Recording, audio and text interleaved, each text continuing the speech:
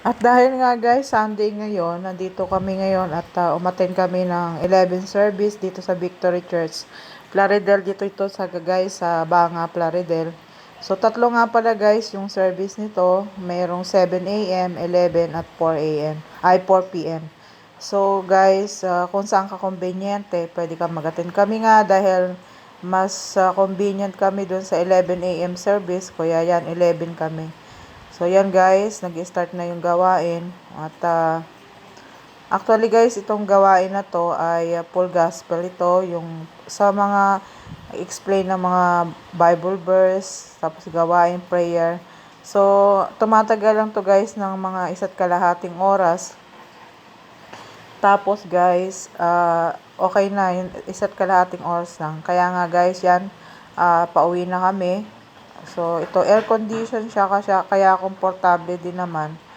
Kaya lang guys, paglabas mo, syempre mainit sa labas. So, nakakaano, nakakaano din sa mapakiramdam kasi nga guys, mainit, sobrang init sa labas nung time na yan. Sa punong-puno din yung parking dito, kaya siksikan din guys pagka lumabas. Pero okay lang naman guys, at least nakakapag-church tayo pagka Sunday, pagka kaya guys, nag-church ako. So, tabi nga pala nito na building ay restaurant ng Yellow Bucket. So, yan. Kaya yung aking service guys, hindi ko na pinaparada dyan sa loob kasi napakahirap lumabas.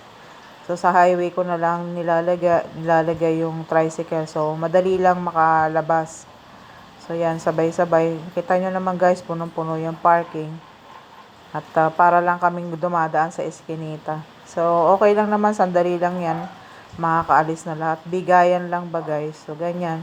So, paki-like and share na lang guys yung aking Facebook page, Oragon Mama. God bless guys. Thank you for watching guys. Thank you. God bless sa lahat.